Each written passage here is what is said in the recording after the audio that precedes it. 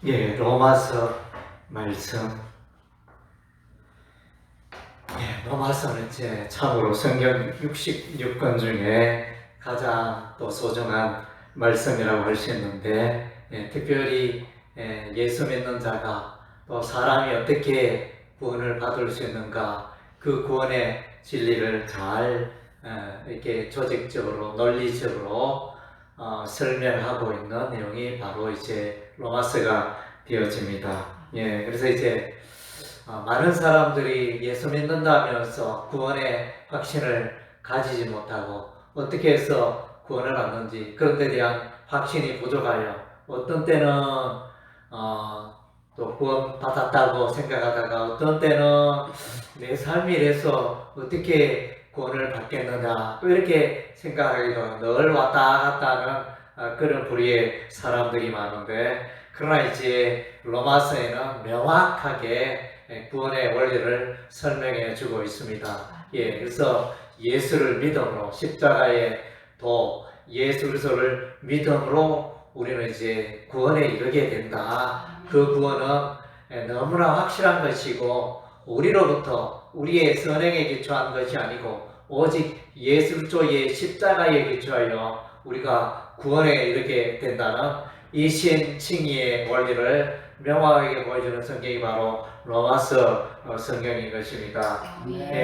우리가 이제 먼저 이 로마서를 어떻게 바울이 기록하게 되었는가, 그것에 대해서 생각해 보면, 사도 바울이 이제 이 로마서를 기록한 것은 바울의 제3차 전도여행 때 고린도에 석 달간 머무를 때 이 통상 로마서를 기록하여 갱그리아 교회의 자매 베베편으로 로마 교회에게 이 서신서를 보냈다. 그렇게 기록하고 말하고 있습니다. 그래서 이런 내용을 이제 비추어 볼 때, 그러면 왜 바울이 로마서를 기록했느냐? 여러 가지 이유가 있겠지만 그 중에 몇 가지를 꺼져보면, 첫째는 이제 선교적인 이유가 있었다. 바울은 이제 로마서 15장에 보면 이렇게 말합니다. 내가 이곳에는 더 이상 이제 전도할 것이 없다. 그래서 아시아 지역이나 또 유럽, 그리스, 마게도냐, 아가야 이 지역을 말하는 모양인데, 내가 이제 할 만큼 다 했고 이제는 내가 새로 교회를 개척해야 되겠다, 복음을 전파해야 되겠다. 그래서 내가 지금은 이제 예루살렘의 연보를 준비해가지고 그들에게 전달하기 위하여 가는데, 그래서 예루살렘에 갔다가 내가 로마에 있는 너희들에게 가서 복음을 전하기를 원한다, 이렇게 말하고, 그래서 이제 특별히 바울은 로마에 갔다가 스바나에까지, 오늘날 스페인까지 복음을 전해야 되겠다, 이런 이제 야심찬 계획을 갖고 있었습니다. 그래서 이제 스바나에 가서 복음을 전하기 위해서는 로마 교회의 도움이 필요했기 때문에, 로마 교회 성도들아, 너희가 나를 또 만나면 도와주고 협력하여 우리가 스바나에까지 가서 복음의 말씀을 편만하게 전도했으면 좋겠다, 이런 이제 의도를 우리가 로마서 15장을 통하여 우리가 알 수 있게 되는 것입니다. 그런 선교적인 목적을 가지고 바울이 이 로마서를 기록했겠다, 그런 이유를 생각할 수 있습니다.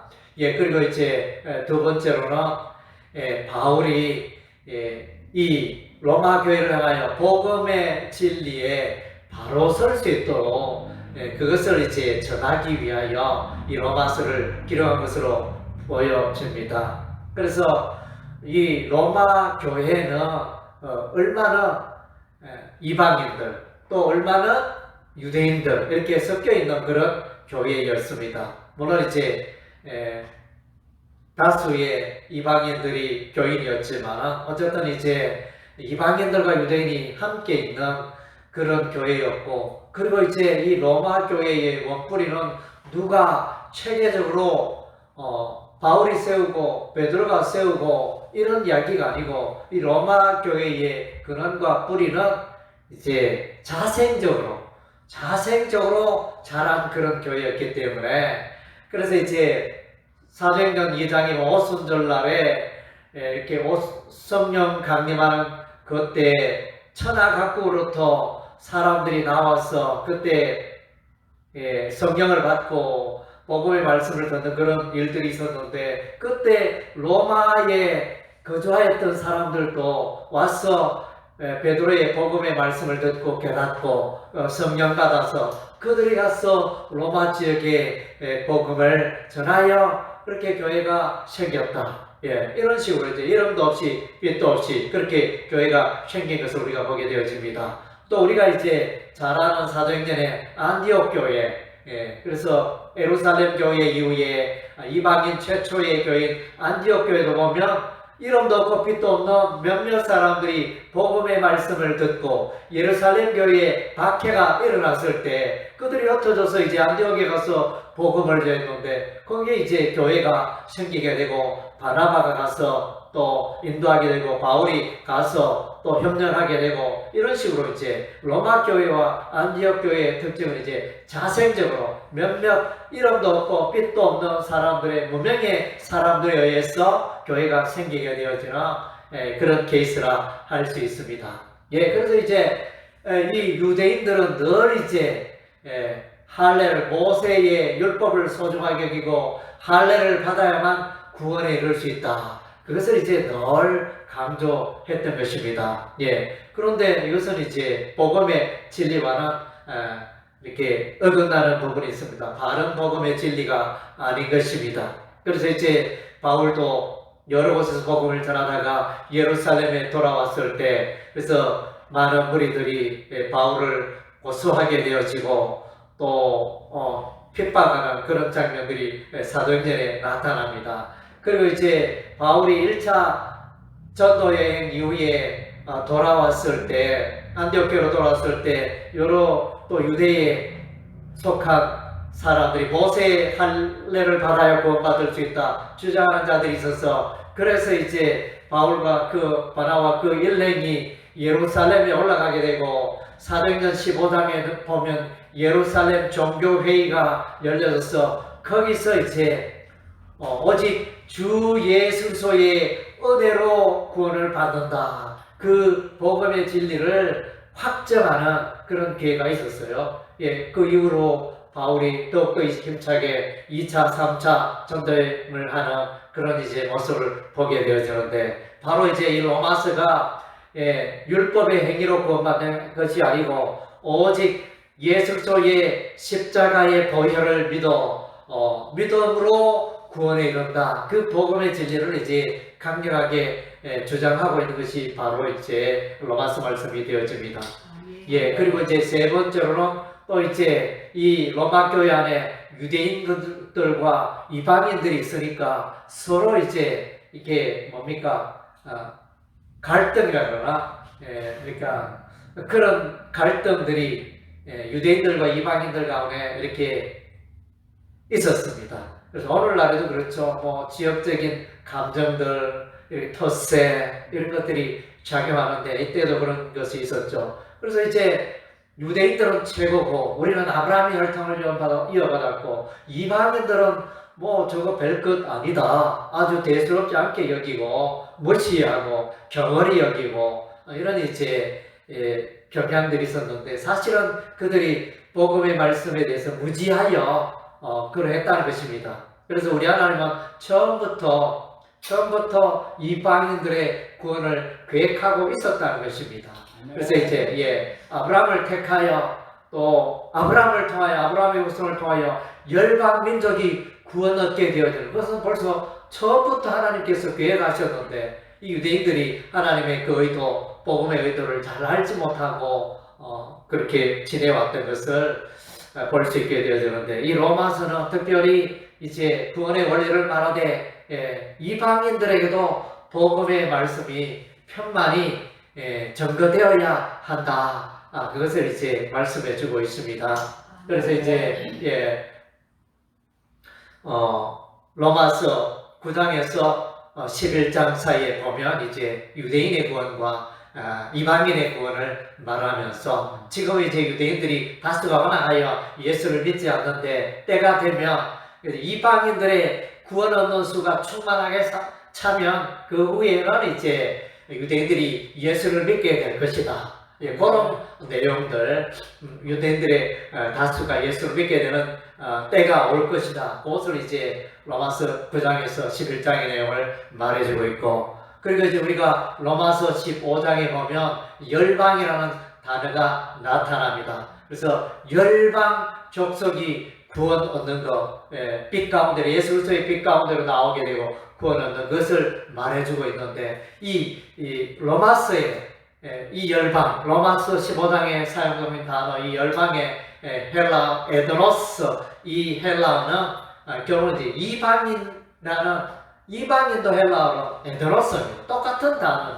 똑같은 단어인데 하나는 이방인으로, 하나는 열방으로, 열방족속으로, 백성 민족으로 구분해 이렇게 번역을 해주고 있는데, 다 보면 이제 이방인을 위한 거죠. 그래서 이제 이방인들을 향한 복음의 진리가 널리 전파되는 것이 하나님 아버지의 뜻이었다. 예, 호세아 선지자도 그렇게 말하였고, 이사야 선지자도 그렇게 말하였고, 이방인들이 구원 얻게 되는 때가 이럴 것이다. 그렇게 말했고, 그리고 이제 로마서 9장에서 또 11장 사이 보면 참 감람나무, 돌 감람나무 비유, 로마서 11장에 나오네요. 유대인들은 참 감람나무고 이방인들은 돌 감람나무인데, 예, 참 감람나무에 이렇게 돌 감람나무가 접붙임을 받았다. 그렇게 표현해주고 있습니다. 그래서 이제 이방인들도 유대인들은 구원의 은혜에 동참하게 되었다는 그런 내용들. 그래서 이제 하나님의 마음은 이렇게 이방인이나 유대인들이나 똑같이 구원받을 백성이라는 것을 이제 바울이 가르치고 있는 그런 내용들이 로마서에 들어 있습니다. 예, 그래서 우리가 이제 로마서 각 장을 간략하게 이렇게 보면 로마서 1장 16절, 17절, 그래서 우리가 잘 알고 있는 말씀이죠. 복음이 뭔가? 예, 복음은 모든 믿는 자에게 구원을 주시는 하나님의 능력이다. 또 복음에는 하나님의 의가 나타나서 믿는 자들에게는 하나님의 의가 전달되고 하나님의 의가 이렇게 전수되어지는 이런 역사가 있게 되는, 죄인이 의롭게 되어지는 역사가 복음으로 말미암아 이렇게 이루어진다는 것입니다. 예, 그래서 이제 로마서 2장은 유대인의 할례가 중요한 게 아니고 혈통이나 육신의 할례가 중요한 게 아니고 성령으로 거듭나야 한다. 그래서 28절 29절에 무릇 표면적 유대인이 아니요 표면적 육신의 할례가 아니라 오직 이면적 유대인이며 할례는 마음에 할지니 영에 있고 율법 조문에 있지 아니한 것이라. 그 칭찬이 사람에서가 아니요 다만 하나님에게서니라. 여기서 이제 그래서 혈통이나 또 육신의 할례 이게 중요한 게 아니고 진실로 하나님의 자녀가 되는 것은 성령으로 마음의 할례를 받고 성령으로 거듭난다, 이게 중요하다는 것입니다. 그래서 이제 마음의 할례라는 이 용어는 이제 구약에도 나타나 있습니다. 신명기 말씀에도 나타나 있고 또 에레미야서 말씀에도 나타나 있고, 이것이 신약에만 있는 그런 용어가 아닙니다. 예, 그런 내용이 되어지고 로마서 3장에 세상 모든 사람들은 죄인이다. 예, 이방이나 유대인이나 다 죄인인데 사람의 선한 행위로 구원에 이르렀고 오직 예수 그리스도의 십자가로 구원을 받는다. 로마서 3장 25절에 읽어보면 이 예수를 하나님이 그의 피로써 믿음으로 말미암는 화목 제물로 세우셨으니 이는 하나님께서 길이 참으시는 중에 전에 지은 죄를 간구하심으로 자기의 의로우심을 나타내려 하심이니. 예, 여기서 이제 화목 제물, 힐라 서테리온이라는 이 단어는 이제 화목 제물로 번역되어 있는데 이것을 이제 속죄소로 번역하면 오히려 더 좋다. 예, 예수 그리스도의 십자가 보혈, 거기는 곧 이제 속죄소가 되어지며, 예, 그 앞에 나아가는 자, 믿음으로 고백하는 자마다 다 깨끗게 되고 죄 용서 받고 속죄되어지는 은혜가 일어난다는 것입니다. 예, 그리고 이제 로마서는 믿음의 조상 아브라함, 아브라함도 오직 믿음으로 의롭게 되었다. 창세기 15장 5절 6절을 기초로 하여 아브라함이 구원 얻은 것은 그의 선행으로 구원받은 게 아니고 믿음으로 구원 얻었다. 그것을 말해주고 있고, 로마서 5장은 이제 아담과 예수를 대조하여, 아담은 우리에게 사망의 선물을 주었고 우리를 죄인으로 몰아갔지만은, 우리에게 죄의 선물을 물려주었지만은 제2 아담 예수께서는 오셔서 우리에게 영생을 주시고 영생을 주시고 우리를 의롭게, 믿는 자를 의롭게 하신다는 것입니다. 믿는 자에게 예수 앞에 나아가면 우리가 영생을 선물로 얻게 되고 예수 앞에 나아가면 우리가 의롭게 된다는 것을 말씀해 주고 있습니다. 로마서 6장, 7장, 8장은 성화의 장이라 할 수 있는데, 이 성화는 이제 하나님의 백성이 어떻게 살아가야 하는가. 로마서 6장은 죄의 도구로 너희 몸을 드리지 말고 의의 도구로, 의의 무기로 드리라. 그 다음 의의 병기로 드리라. 그리고 이제 또 죄의 종으로 드리지 말고 의의 종으로 드리라. 의로운 삶을 살아가는 것을 부탁하고 있습니다. 로마서 7장에서는 이제 그리스도인의 갈등, 그러니까 그리스도인의 삶 가운데도 신분적으로는 의롭게 되고 하나님 백성 되었지만은 재판장이신 하나님이 너는 죄가 없다 이렇게 선언하였지만은 여전히 이렇게 죄성이 있다는 것입니다. 왜? 그리스도인에게도. 그래서 바울은 자기가 이 죄를 이기려고 무던히 애썼지만은 이렇게 도저히 내가 내 힘으로 내 의지로 죄를 이길 수 없다 고백합니다. 오라 나는 공관자라 이 사망에서 누가 나를 건져내라. 이런 이제 고백을 합니다. 그랬더니 로마서 8장에는 이제 성령장이죠. 그래서 성령 하나님이 돕습니다. 내주하시는 성령, 또 인도하시는 성령, 성령님이 또 기도하시는 성령으로 말미암아 우리는 이제 승리하게 되어집니다. 그래서 이제 성화의 삶에 있어서 이제 장애물이 있습니다. 그리스도인의 장애물이 있는데 그게 뭔가 하니 그래서 첫째는 이제 죄가 있습니다.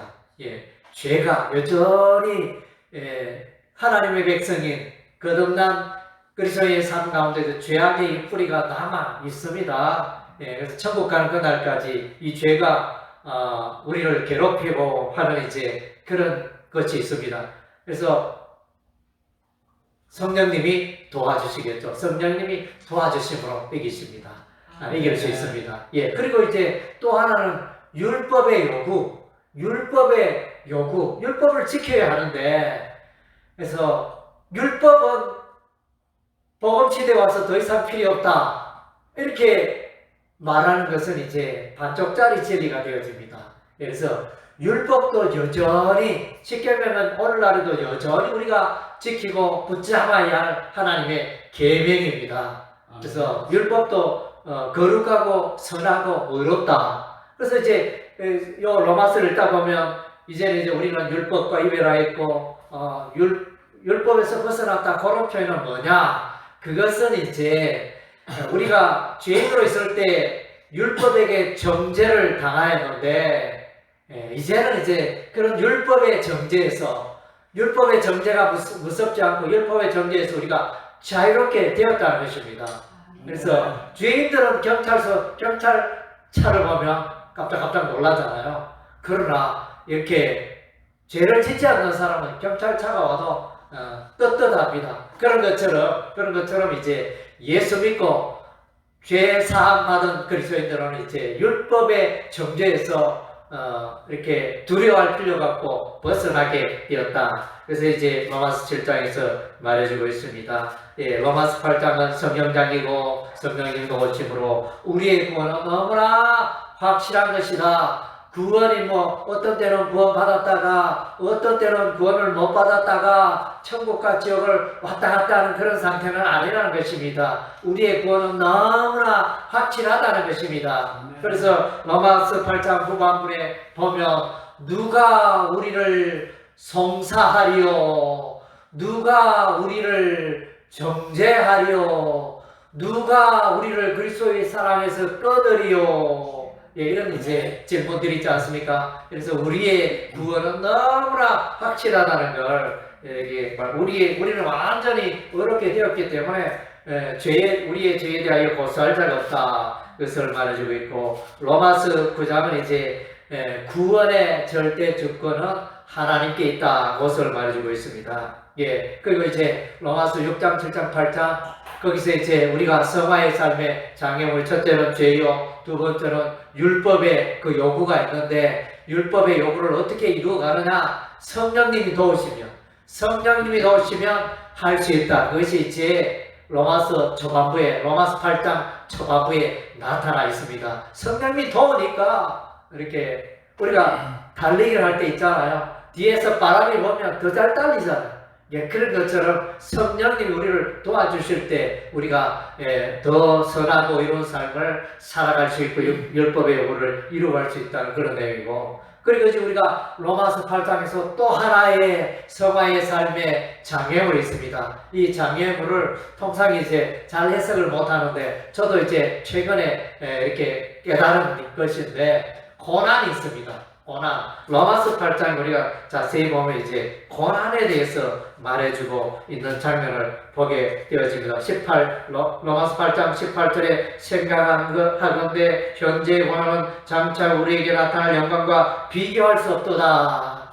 그래서 현재의 고난. 그래서 로마 황제 시대 때 기독교를 박해했잖아요. 그래서 박해하고 원형극장에 사자밥으로 던지고 이렇게 엄청 기독교를 박해했잖아요. 네로가 박해했고, 그래서 로마 대화재 사건 이후에 예수 믿는 사람은 엄청 박해를 받는 그런 때가 있었는데, 고난이 있었습니다. 예수 믿는다는 것은 그야말로 고난 자체고, 또 오히려 또 죽을지도 모르는 그런 사방의 위험을 무릅쓰고 신앙생활하는, 그래서 이제 많은 사람들이 도피하기도 하고, 그래서 우리가 이제 성지순례 가면 오늘날 터키 거기에 가면 그 산속에 석회암 지역이 나타나는데, 거기서 땅굴 파듯이, 그래서 이제 땅이 무르니까 석회지니까 거기에 땅 속에 지하에 예배당을 만들고 지하에 가택이 있고 다 그렇게 하여 그 광야에 거기서 이제 카타콤 지하 예수 믿고 신앙생활하는 신앙 공동체를 우리가 이제 만나게 되어지는데, 그런 고난의 때가 어디에서 로마 시대 때 그런 고난의 때가 있었습니다. 그래서 이제 이런 고난도 성령님이 도와주시며 이렇게 넉넉히 고난도 이길 수 있다. 이것을 이제 로마서 8장에서 말씀해주고 있습니다. 그래서 이제 로마서 9장 하나님의 절대 주권인데, 그래서 하나님께서 하나님의 절대 주권은 이방인도 구원하고 유대인도 구원하고, 하나님 뜻이고 하나님 뜻은 성령으로 예수 믿는 자에게 구원을 주시는 하나님 뜻인데, 그래서 유대인들은 늘 모세의 할례 강조하고 아브라함의 혈통 강조하고 우리가 구원 얻은 자다, 성민이다 이렇게 말하였지만, 그러나 이제 성경의 내용은 이제 육으로 거듭나고 구원받는 게 아니고, 보면 이제 이삭과 이스마엘을 이제 우리가 볼 수 있는데, 이삭은 약속의 자녀요, 이스마엘은 육신의 자녀라. 그래서 로마서 9장에 육신의 자녀, 약속의 자녀, 대조해서 설명해줘요. 약속의 자녀는 구원에 이르지만 육신의 자녀는 구원과는 관계 없다는 것입니다. 그래서 이스마엘은 구원에서 멀어지고 이삭은 구원에 이르고, 또 야곱과 예서 쌍둥이, 부모는 부모 같죠. 같은 이 야곱과 예서, 이들도 그러니까 야곱은 하나님이 택하시고 하나님이 사랑하시고 예서는 하나님 미워하시고, 그래서 구원 얻은 자가 이렇게 엇갈렸다는 거죠. 그래서 똑같이 한 부모 한 가족인데 어찌하여 이런 일이 있을 수 있습니까? 그러니까 그것은 하나님의 절대 주권에 속하였다. 토기장이가 임의대로 자기 마음대로 그것을 깨뜨리기도 하고 이렇게 하듯이 구원의 절대 주권은 하나님께 속하였다.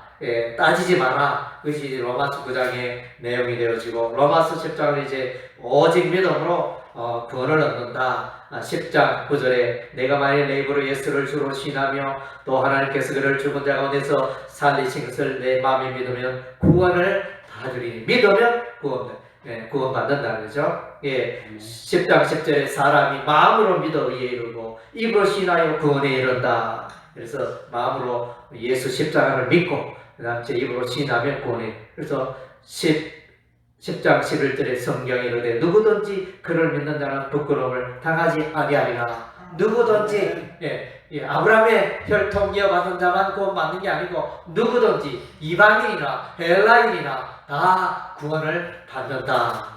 그래서 이제 로마서 1장 16절 17에도 보면 이제 여기에 유대인에게도 헬라인에게도 다 이렇게 구원에 이르는 복음이다. 그래서 이제 말씀에 주고 있습니다.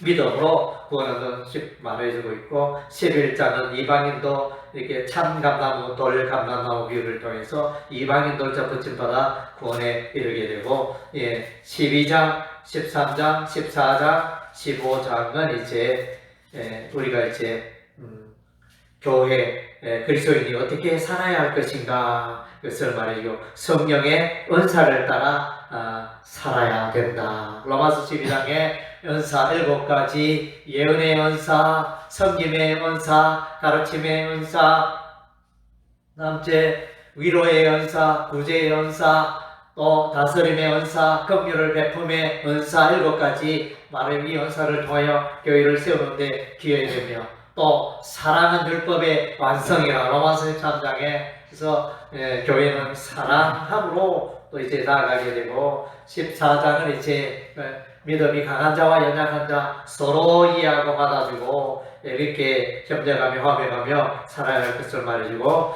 로마서 15장은 이제 복음 전파에 힘써야 한다. 사도 바울 자신의 간증을 이야기하면서 내가 예루살렘으로부터 일루리곤까지, 일루리곤 오늘은 이제 일루리곤 오늘날 알바니아 유고슬라비아에 있는 발칸 반도에 있는 그 지역을 말합니다. 그리스 북쪽에 있는 그 지역을 말하는데, 그래서 바울은 열심히 복음을 전하였다 그랬습니다. 그래서 특별히 여기서 바울이 이제 이 복음 전파를 제의적 의미로, 제사 지내는 의미로 구약의 제사로 빗대어 복음 전파 이것을 설명해 주는데, 그것이 로마서 15장 16절입니다. 16절 이 은혜는 곧 나로 이방인을 위하여 그리스도 예수의 일꾼이 되어 하나님의 복음의 제사장 직분을 하게 하사 이방인을 제물로 드리는 것이 성령 안에서 거룩하게 되어 받으실 만하게 하려 하심이라. 바울은 이제 구약의 제사장은 아니지 않습니까? 구약의 제사장이 아닌데 구약의 제사장의 제사 지는 그 역할을 이제 내가 바울이 복음 전파한 것이 구약의 제사와 같다. 그래서 한 영혼이 예수를 믿으면 하나님께 예물을 드리는 것이다. 이렇게 표현했는데, 제가 볼 때는 이제 이 표현을 어떻게 해석해야 되느냐. 그래서 이제 예수를 믿는 자는 십자가 앞에 나가잖아요. 예술소, 아까 이제 화목제물, 속죄소, 힐라 스테리오라는 단어로 그 속죄소에 나아감으로 제시성 받게 되잖아요. 그러니까 이제 실제 예수 안 믿는 자가 예수 믿게 될 때, 십자가 앞에 나갈 때, 그것은 이제 속죄 제사를 드리는 것 같은 그런 효과가 일어나기 때문에 구약의 제사의 의미로 이렇게 설명하고 있는 것을 우리가 보게 되어집니다. 그리고 로마서 16장은 로마 교회 사람들아, 너희 교회를 세우는데 크게 수고한 많은 일꾼들을 기억하고 그들을 기억해 주라. 특별히 여기서 이제 문안하라, 아스파조마이. 그래서 이제 문안하라. 그래서 이제 그 내용들을 쭉 말씀해 주고 있습니다. 이렇게 이제 로마서는 이렇게 어떻게 구원 얻는가, 구원의 원리에 대해서, 또 구원받은 그리스도인이 성화의 삶을 어떻게 살아가야 하는가 생생하게 우리에게 보여주고 있습니다. 할렐루야. 아멘.